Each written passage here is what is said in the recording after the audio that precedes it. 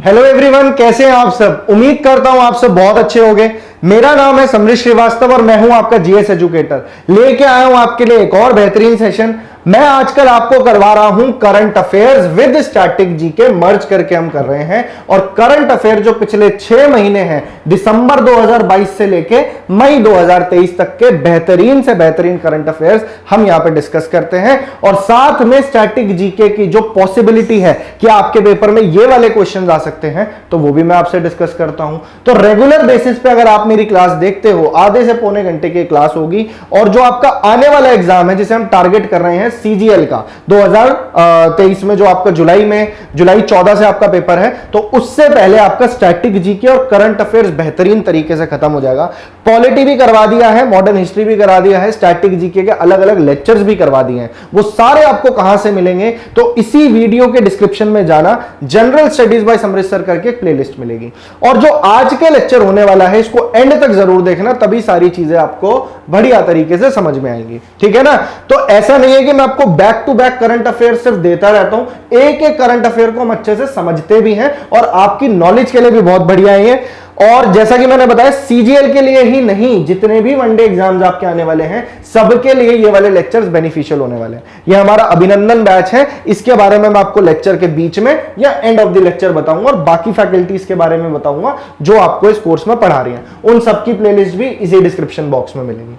Question आएंगे आपके सामने एक से एक बढ़िया। ठीक है, आपने पहले पॉज करना है, अगर आता है तो ठीक है सॉल्व कर लो, नहीं आता तो कोई बात नहीं। उससे रिलेटेड जो इंफॉर्मेशन बनेगी वो मैं आपको बढ़िया तरीके से बताऊंगा। चलिए पहला क्वेश्चन पढ़ते हैं। At present, how many percentage of inhabited villages in India have declared themselves ODF plus? वर्तमान में भारत में कितने प्रतिशत आबाद गांव ने स्वयं को ओडीएफ प्लस घोषित किया है। अब ओडीएफ तो आपको पता ही होगा, ओपन डेफिकेशन फ्री, यानी कि जो खुले में शौच करने की समस्या थी गांव में, वो काफी हद तक ऑलरेडी दूर हो चुकी है। और इसमें एक वर्ड आपको दिख रहा होगा प्लस, ये दिख रहा है आपको ओडीएफ प्लस। तो ये प्लस क्या है, ओडीएफ तो आपको पता है।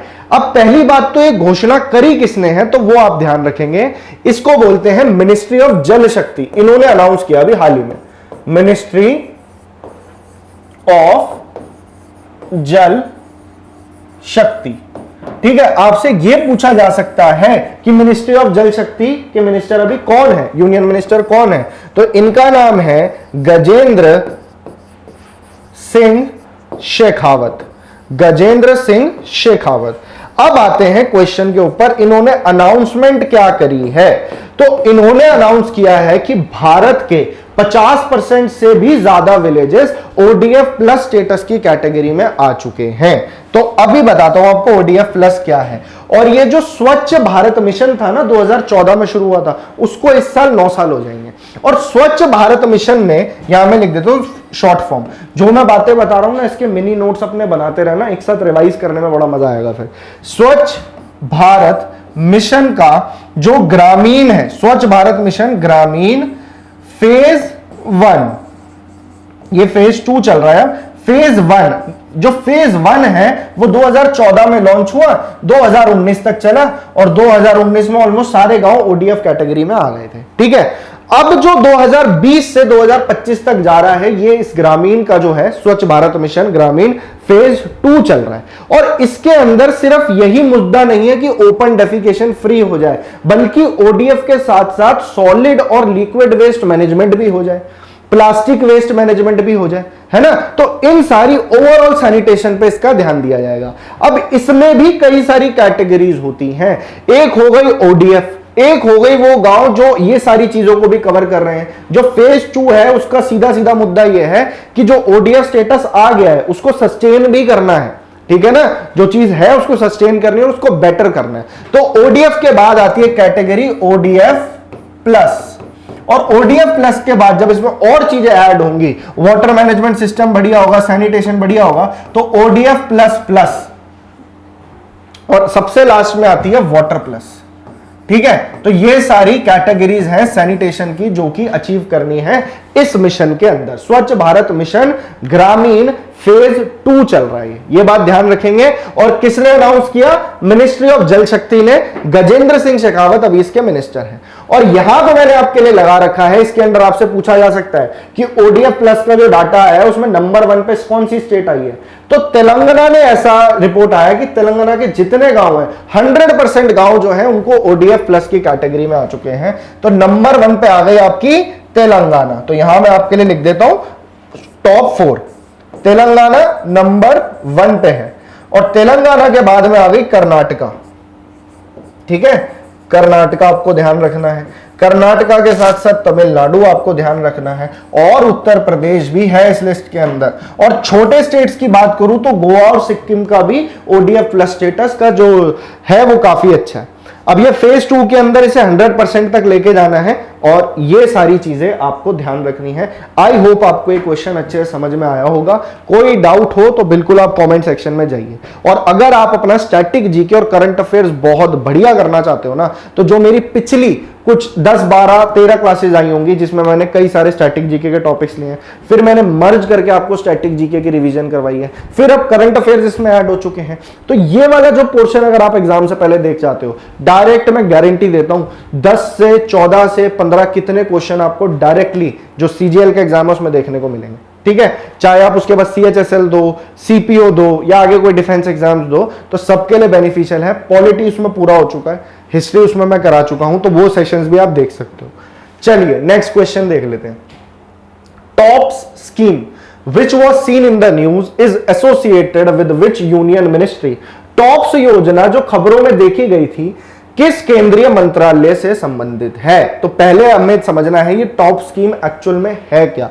तो टॉप स्कीम है टारगेट ओलंपिक पोडियम स्कीम। यहां लिखा है आपके लिए टारगेट ओलंपिक पोडियम स्कीम। अब ये स्कीम क्या कहती है, स्कीम का मेन मुद्दा क्या है, पहले आप ये जान लीजिए कि टॉप स्कीम शुरू कब हुई थी। तो टॉप स्कीम की शुरुआत हुई थी जुलाई 2014 के अंदर, और ये एक इनिशिएटिव है किसका, ministry of youth affairs and sports, यानी कि स्पोर्ट्स से रिलेटेड है कहीं ना कहीं। अभी बताता हूं उसका क्या रिलेशन है। उससे पहले आप स्टैटिक का ये पार्ट याद रखना कि अभी फिलहाल मिनिस्ट्री ऑफ यूथ अफेयर्स और स्पोर्ट्स कौन संभाल रहे हैं, तो ये कौन है, अनुराग ठाकुर। मैं यहां लिख देता हूं आपके लिए, यहां से भी क्वेश्चन बन सकता है। जितनी इंपॉर्टेंट मिनिस्ट्रीज हैं और अभी जो करंट गवर्नर्स हैं, सीएम्स हैं, तो वो सब भी याद रखने हैं। क्वेश्चन के साथ साथ मैं आपको बताता रहता हूं ये चीजें।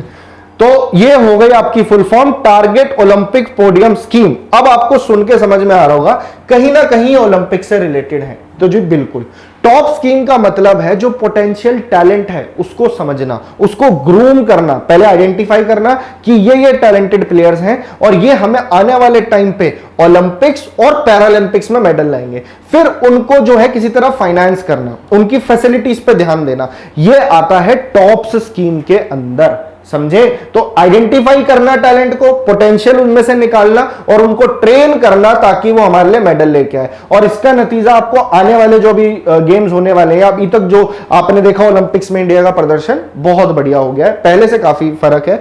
आप पैरालंपिक्स देख लीजिए, एशियन गेम्स देख लीजिए, कॉमनवेल्थ देख लीजिए, हर जगह इंडिया अच्छे खासे मेडल ला रहा है। तो इस तरह की स्कीम्स इसमें काम आती हैं।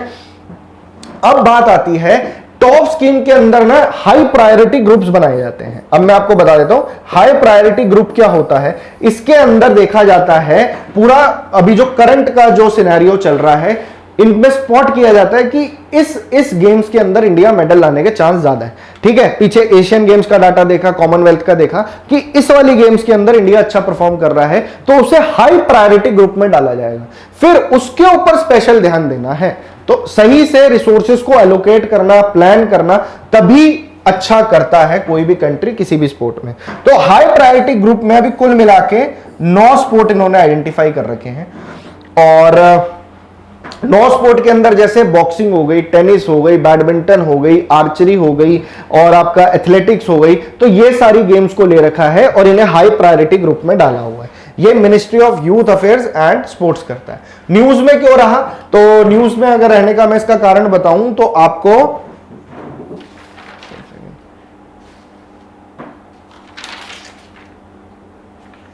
हाँ जी, तो न्यूज में क्यों रहा, न्यूज में रहने का अगर मैं कारण बताऊं आपको, तो अतन्या दास, अभी जैसे अभी एक हाल ही में आर्चरी एक प्लेयर है अतन्या दास, तो उनको इस लिस्ट के अंदर डाला है, दोबारा से रीएड किया गया, आर्चरी के अंदर है। वैसे ही 12 जो है पैरा बैडमिंटन प्लेयर्स को भी इस लिस्ट में डाला गया, अब उनका बेटरमेंट किया जाएगा इस स्कीम के अंदर। तो ओवरऑल आपको समझ में आ गया टॉप स्कीम किससे रिलेटेड है।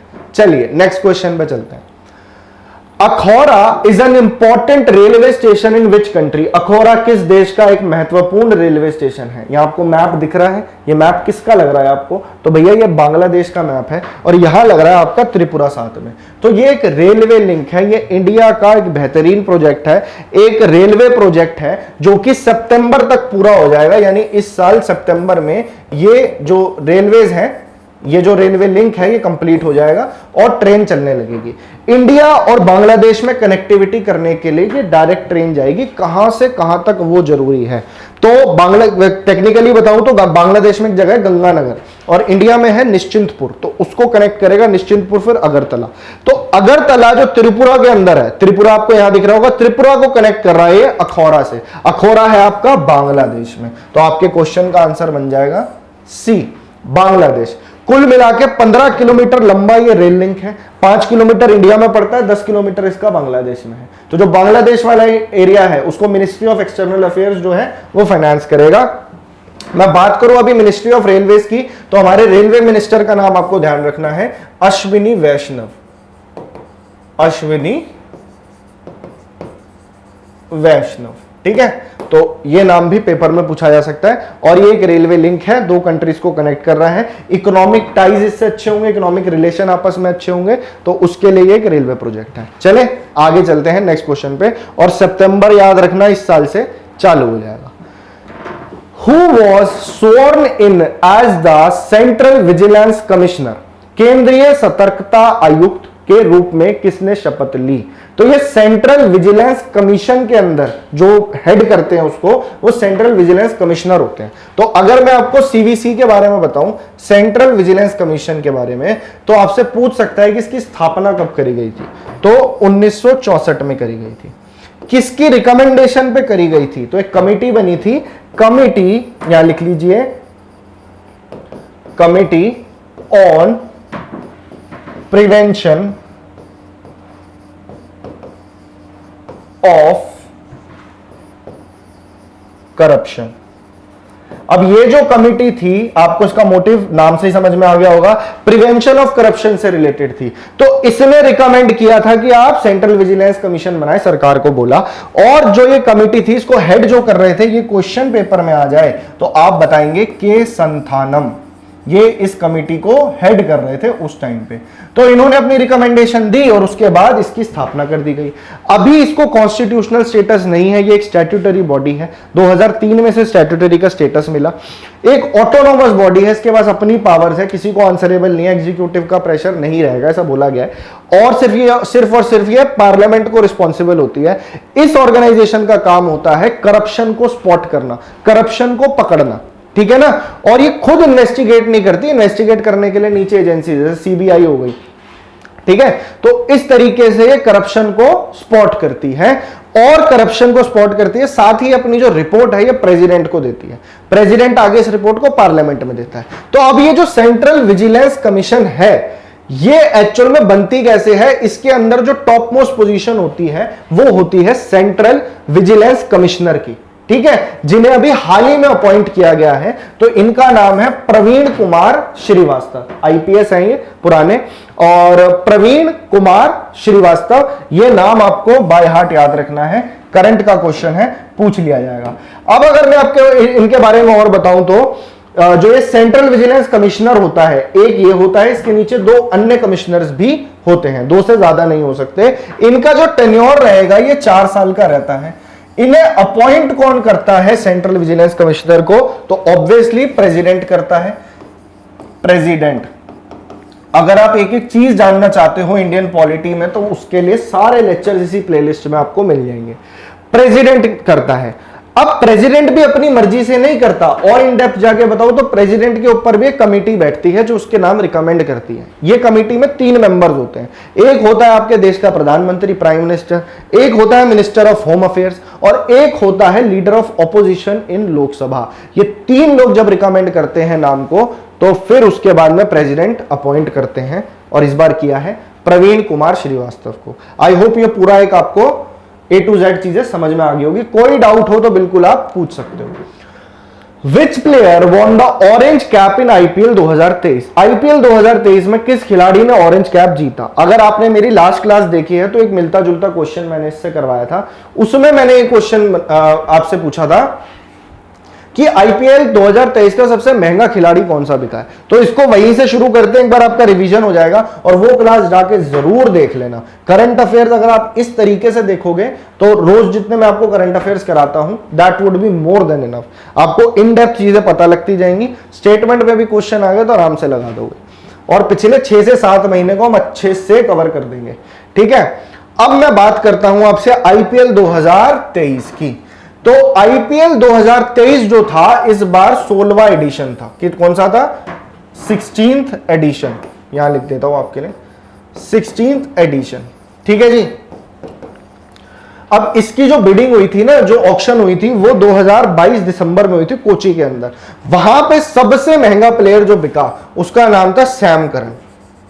सैम करन इंग्लैंड के वैसे प्लेयर हैं और इनको खरीदा था पंजाब की टीम ने। ठीक है, तो पंजाब की टीम ने ऑक्शन में इनकी बिडिंग करी थी और कितनी हुई थी इनकी बिडिंग? 18.5 करोड़। तो ये तो मैंने आपको लास्ट क्लास में बताया था, तो ये याद रखेंगे। अगर मैं बात करूं 2022 आईपीएल की तो उसमें सबसे महंगा प्लेयर जो गया था वो था ईशांत, क्या नाम है उनका? ईशान किशन। ठीक है, तो ईशान किशन सबसे महंगे गए थे उसके अंदर। अब मैं बात करूं 2023 का जो गया है उसके अंदर फाइनल मैच किस किस के बीच में हुआ? तो चेन्नई सुपर किंग्स, ये हमेशा फाइनल में तो होती है भले ट्रॉफी ना उठाए, इस बार फिर से इन्होंने ट्रॉफी जीती। CSK versus Gujarat Titans, CSK versus Gujarat Titans, और फिर से सीएसके एक बार विनर हुई और सीएसके के पास अब कुल मिला के 5 ट्रॉफीज है। कितनी है? 5, which is equal to the number of trophies of Mumbai Indians. तो मुंबई इंडियंस के पास भी 5 ट्रॉफीज हैं। तो ये बात आपको याद रखनी है। अब आपको ये बात ध्यान रखनी है कि आईपीएल जो है, आईपीएल के अंदर जो सबसे ज्यादा रन बनाते हैं, सबको पता होगा, वो उनको ऑरेंज कैप मिलती है।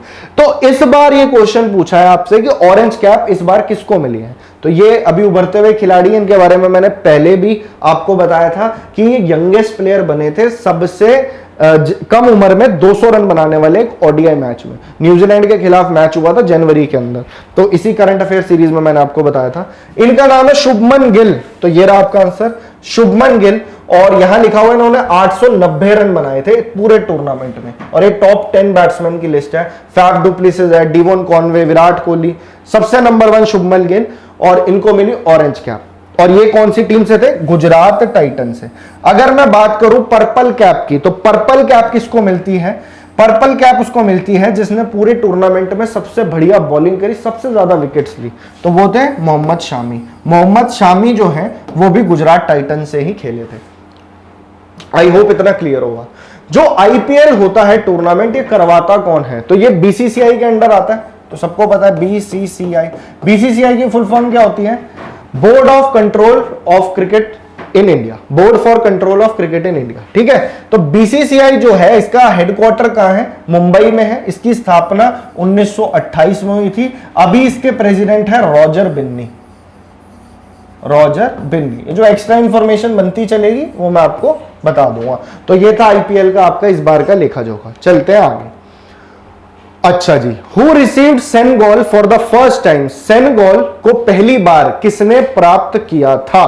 तो अभी इसके पीछे कई सारी डिबेट भी हुई और ऑपोजिशन ने भी कई सारी बातें बोली इसके बारे में। तो ये सेनेगल अभी तक तो आपको सबको पता होगा, हमारे देश में अभी नया इंफ्रास्ट्रक्चर बन चुका है, नई पार्लियामेंट आ चुकी है और मोदी जी ने उसकी अनाउंसमेंट, उसकी इनॉग्रेशन कर दिया ऑलरेडी मई 28 को, मई 28, 2023 में। और ये जो एक स्पेक्टेयर है, ये छड़ी की तरह है, सेनेगल गोल्ड या सिल्वर से बना हुआ है, पूरा गोल्डन है ये, और ये स्पीकर के साथ रखा जाएगा, बिल्कुल जो स्पीकर की सीट होगी उसके साथ में रखा जाएगा। अब इसकी जो सिग्निफिकेंस है, जो सिंबलाइज जिस चीज को कर रहा है वो क्या है, तो वो मैं आपको बता दूं कि सेनेगल एक्चुअली में जो शुरुआत हुई थी, इसको अगर तुम ट्रेस बैक करो एंशिएंट हिस्ट्री में, तो जो चोल डायनेस्टी थी, चोला डायनेस्टी थी, साउथ इंडिया की सबसे पावरफुल डायनेस्टी, ऑलमोस्ट सारा साउथ इंडियन के अंडर था, श्रीलंका तक का एरिया, तमिलनाडु, केरला, कर्नाटका, आंध्र प्रदेश, ओडिशा, ये सारा एरिया चोल वंश के अंडर आता था उस वक्त। और चोल वंश ने 9th सेंचुरी से लेकर के 13th सेंचुरी तक राज किया। अब इसमें इसका सिग्निफिकेंस क्या था, जो चोल साम्राज्य था उसके अंदर जब ट्रांसफर ऑफ पावर होता था, एक किंग दूसरे किंग को जब उसके हाथ में सत्ता जाती थी, तो ये सेनगोल जो एक प्रतीक था ट्रांसफर ऑफ पावर का, वो सेनगोल उसको दे देते थे। इसके लिए पूरी एक सेरेमनी हुआ करती थी और ये वहां से ट्रेस बैक करी है चीज। अब बात आती है, अब मैं आपको लेके चलता हूं आजादी के टाइम पे। 1947 में हमारे देश के वाइसरॉय थे लॉर्ड माउंटबेटन, तो ये जाने वाले थे। तो लॉर्ड माउंटबेटन ने जवाहरलाल नेहरू से बुला के पूछा कि ऐसा हम क्या करें जिससे सिंबलाइज हो कि हम ट्रांसफर ऑफ पावर आपको करके जा रहे हैं। तो जवाहरलाल नेहरू ने कहा ठीक है मैं पूछ के बताता हूं। तो उन्होंने सी राजगोपालचारी से सलाह करी। तो सी राजगोपालचारी, जिनको राजा जी कहते थे, हमारे देश के आखिरी गवर्नर जनरल थे और पहले इंडियन गवर्नर जनरल थे। तो उन्होंने सजेशन दिया कि इससे जो हमारा जो ट्रेडिशन है, जो एंशिएंट हिस्ट्री में जो इंडिया का प्रतीक हुआ करता था, तो उसको हम लेंगे। तो आप सेनगोल जो है, ऐसा सेनगोल है था, तो आप उसको ट्रांसफर ऑफ पावर की तरह यूज कर सकते हो। ठीक है, तो 14 अगस्त 1947 में सेनगोल जवाहरलाल नेहरू को दिया गया। तो आपके क्वेश्चन का आंसर हो जाएगा जवाहरलाल नेहरू। जवाहरलाल नेहरू ने आगे जाके सेनगोल को अपना जो इलाहाबाद वाला उनका घर था आनंद भवन, जिसे बाद में म्यूजियम बना दिया गया, तो वहां पे उसको उन्होंने डोनेट कर दिया और वो सेनगोल वहां पे था। जब ये सेंट्रल विस्ता प्रोजेक्ट चल रहा था, मतलब जब ये पार्लियामेंट बनाने की कहानी चल रही थी, उसी वक्त सरकार ने डिसाइड कर लिया था कि भैया हम सेनगोल लाएंगे।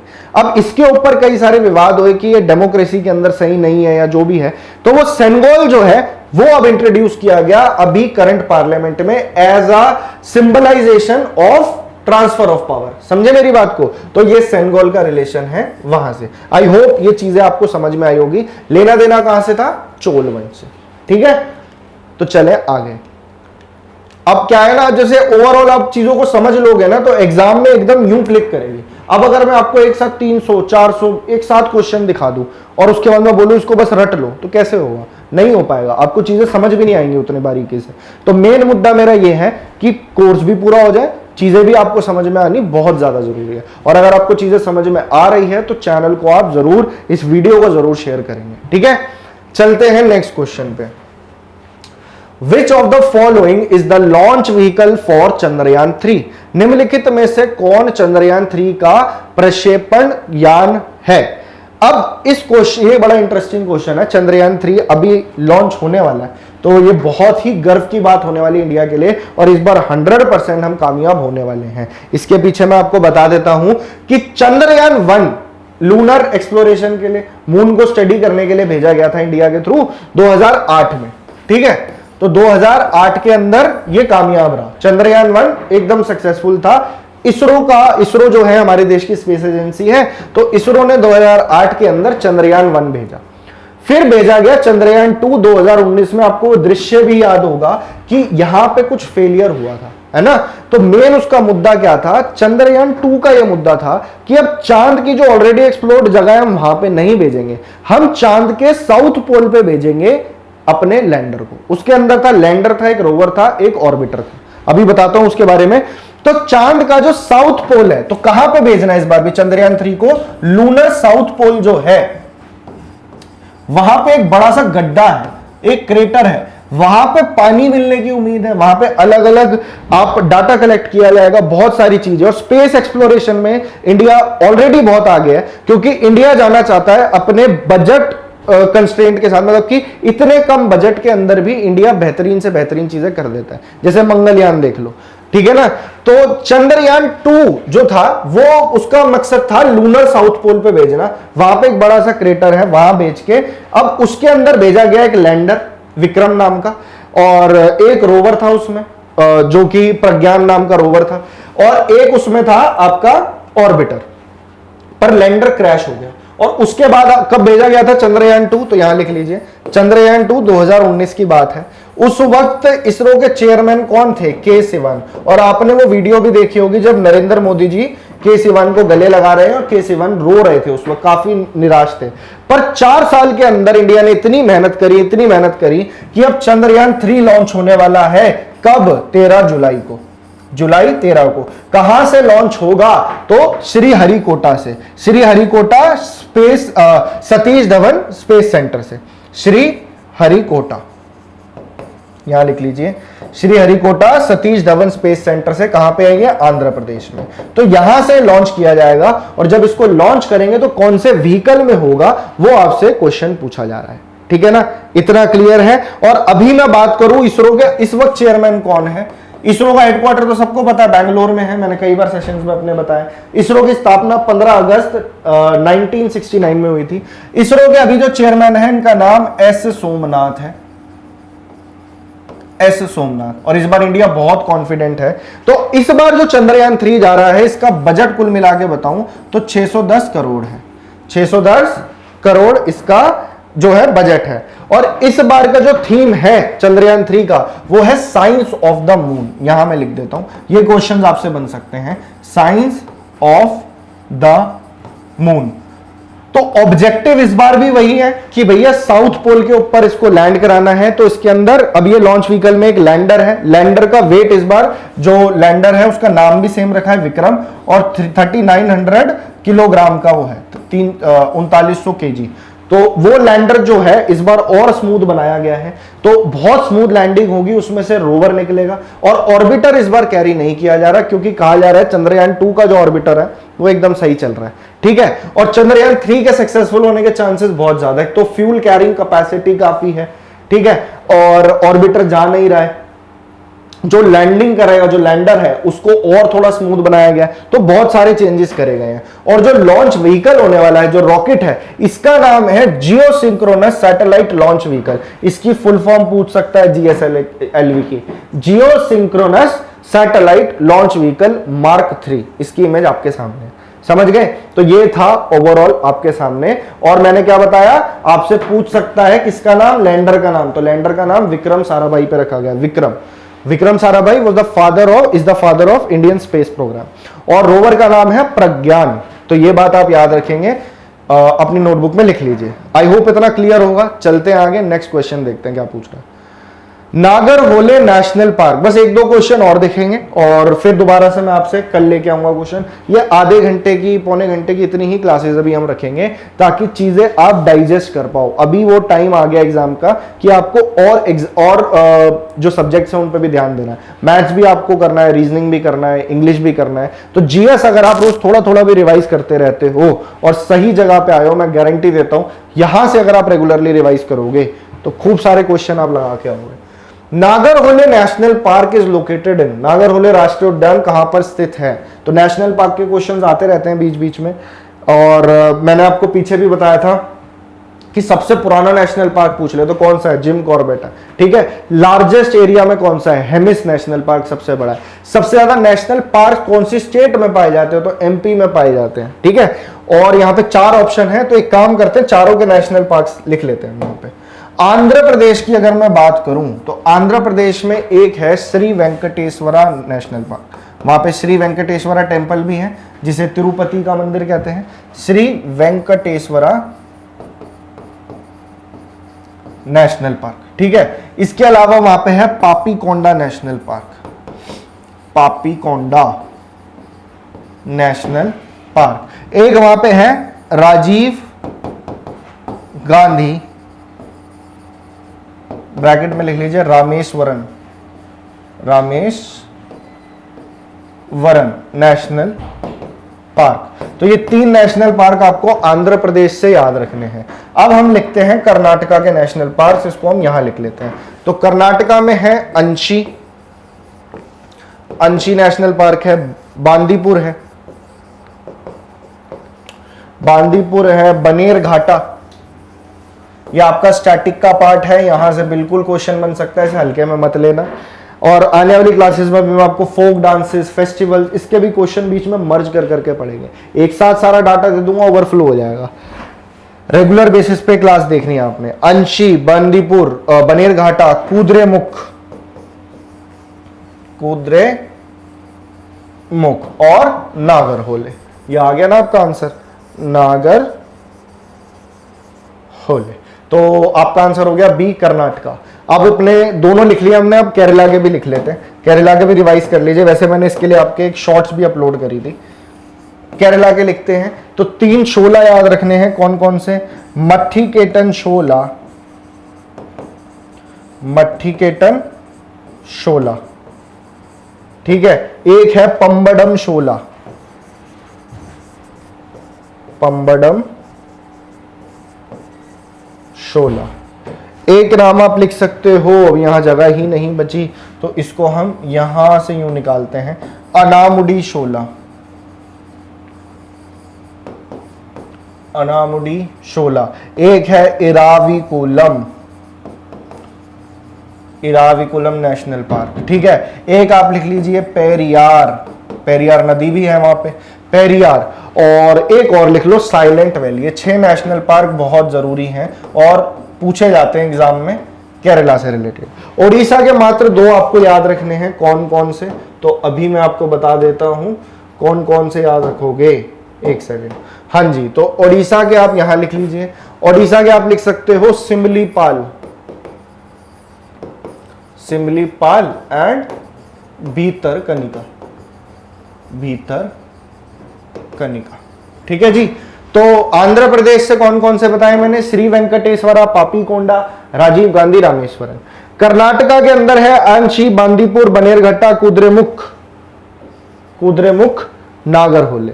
केरला में है मट्ठीकेटन शोला, पंबडम शोला, अनामुडी शोला, पेरियार, साइलेंट वैली और इराविकुलम। और ओडिशा के अंदर है सिमलीपाल और भीतरकनिका, ठीक है जी।